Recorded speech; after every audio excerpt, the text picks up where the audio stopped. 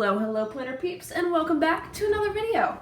This is M of Plan with M, and today we are planning, well, it's not a planner, but what we are doing is we are going to be making a sort of crafty recipe for this cranberry loaf, which is basically banana bread, except that it's cranberries instead. So what happened, the origin story of this, what we call it loaf, is that we were at the store and I went, oh, let's get cranberries.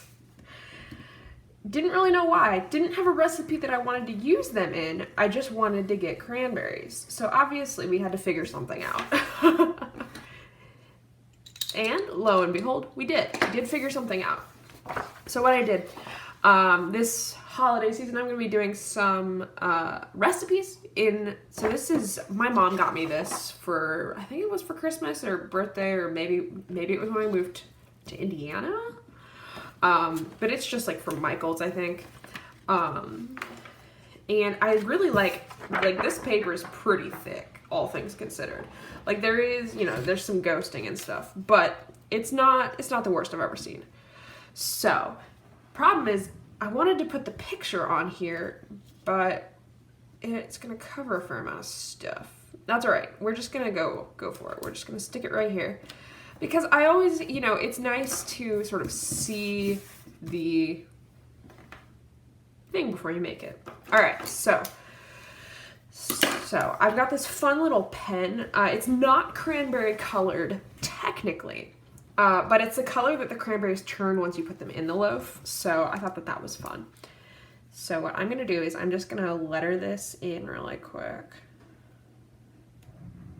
And what's going to happen is this is not going to fit on this page, so we're going to just white out some of the stuff and continue the method on the back. So this is just really easy, lettering in cranberry loaf. And let me tell you, as someone who had this for breakfast at least 3 times last week, I'm very happy. It's solid. It's a nice loaf. Right, cranberry loaf. I feel like, how many people would this serve? Because it yields 1 loaf. I feel like if you gave everyone 1 piece, it would serve 12 people. And if you want just the recipe itself, you can go to DEEEELISH. We subscribe to them now because we've had a couple of dishes from there that we have really liked, and so we're happy. All right, so what I'm going to do is I think I'm just going to go down vertically. So we're just going to start with 2 cups of flour. Then we've got 1, I have to do the teaspoons and tablespoons differently. We've got a teaspoon of salt. Technically it's kosher salt, but I don't think we used kosher salt because I don't think we had it. Then we've got 1 teaspoon, oh god, is this baking soda? Yes, baking soda. I always get baking soda and baking powder confused.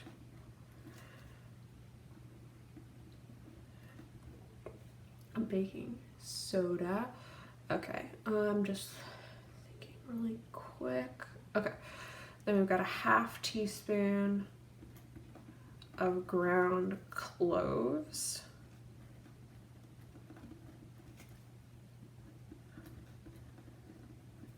And 1/4 teaspoon of nutmeg. This is where little dots are going to be helpful. That way I know that it's a 1/4 teaspoon of nutmeg, not a 1/4 teaspoon of something that I put a picture on top of. Then we've got 1/2 cup of oil. It's vegetable oil, which I feel like all oil is. Got 3/4 cup of packed I could put BS here, but I feel like that would be counterintuitive. Packed brown sugar.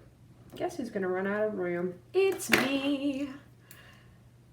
Because I think we've made, oh, actually, no, we might be okay. 3/4 cup packed brown sugar. We got 1. I don't understand why they say large egg. Like anything you get from the grocery store, those are large eggs, right? I don't know. We got 1 teaspoon of vanilla extract. I feel like if I just put vanilla, it's understandable.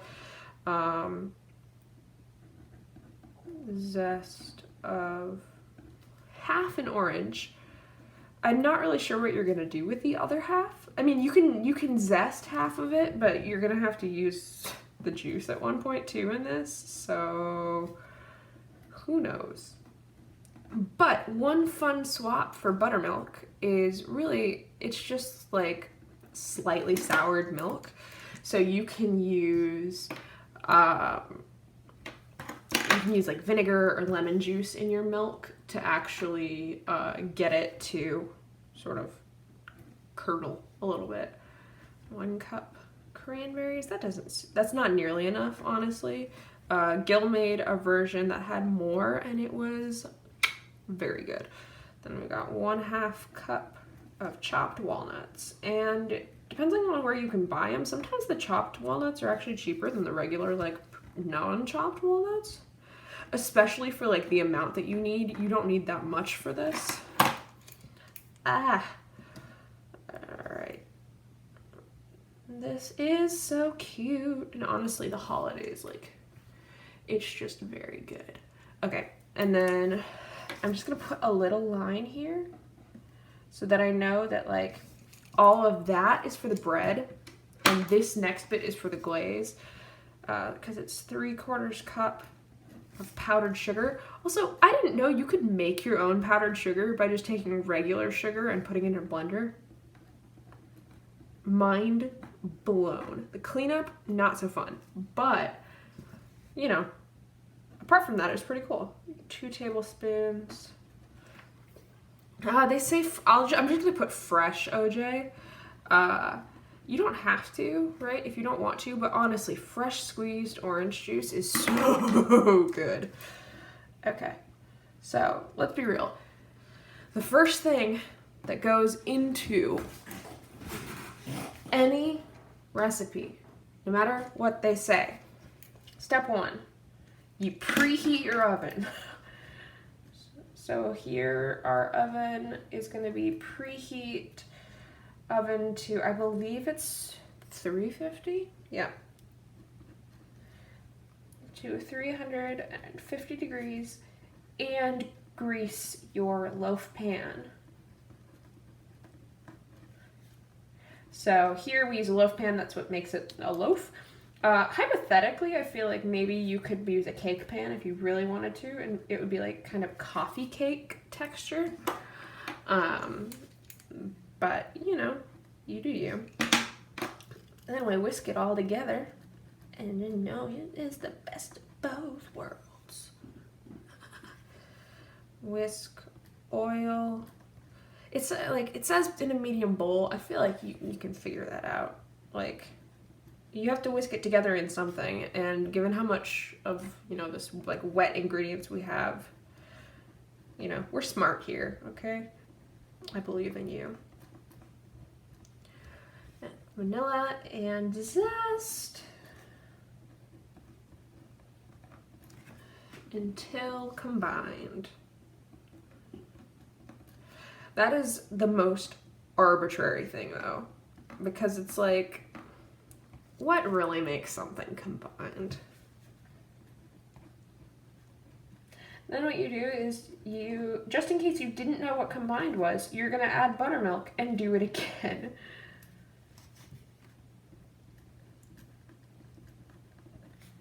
Basically, it's so, until it looks like homogeneous, but in all reality, you just whisk it until you don't want to whisk it anymore. Now then you add the wet ingredients to the dry ingredients, which in all reality, like, they didn't say put all of your dry ingredients in a bowl. I know that's what I did, like when I was helping Gil make it, but I'm just saying in terms of instructions, they probably should have put that first. But in all reality, right, you could stop here and go, oh, my dry ingredients, now I get a bowl, and do those.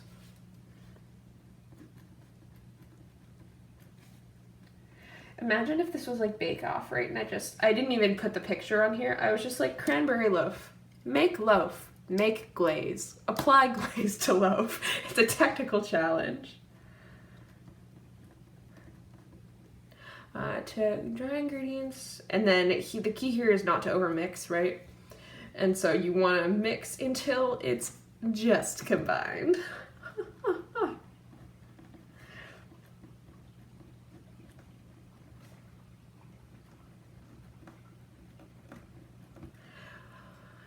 Then, this is all like technically one step, right? So then fold in the cranberries and the walnuts, and you've used everything from the first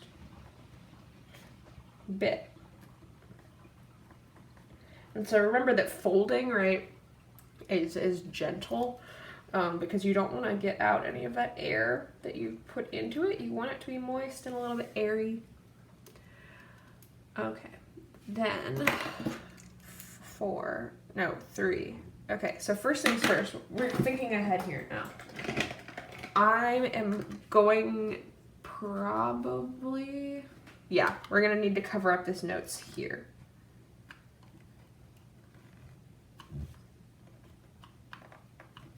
Because I still need more room to write. So, pour batter into pan. And cook until the toothpick comes out clean.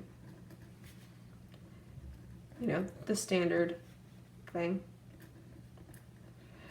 But you bake it for a while. It's like an hour.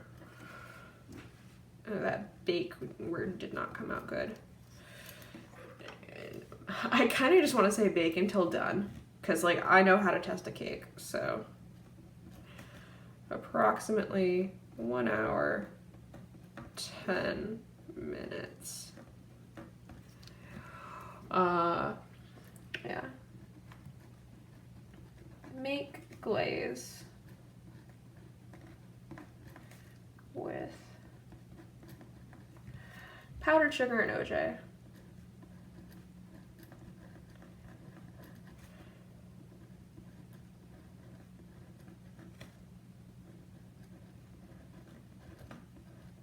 Now here's the thing, right? So once you've made this glaze, which is delicious, it's literally sugar and orange juice.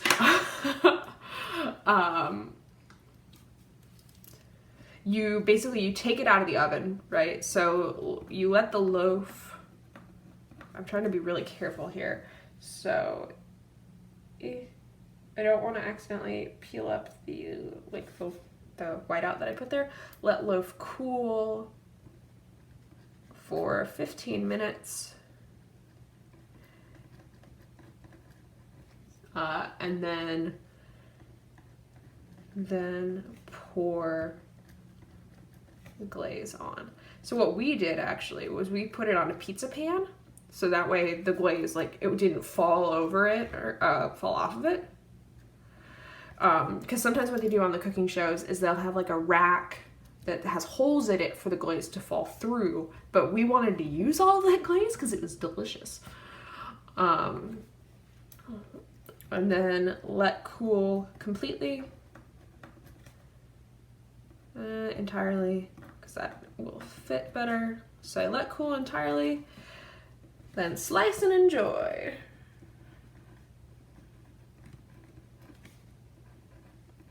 So I'm just gonna write the little note here. Note. So this is what Gil did the second time around. What we did was we added more cranberries. and he added a little bit of cardamom to it to give it just sort of some warmth. And it was so good. I couldn't taste the cardamom just because, like, I don't know if I have taste buds really. Cardamom. I'm just gonna put a little tiny heart here because I think it's cute. Last but not least, I have a little bit of washi, just so you know, this is technically, it can't be a planner video without washi. Where, oh my god, is that it? No, I'm trying to find the place. I found something. I'm trying to find the place where this opens. There it is. Every couple of days, I just have a moment where I go, I have a PhD. Like, I still can't do this because it's the truth. Like, I am not some magic smart person. I really am not. I was talking to my therapist today, as I routinely do.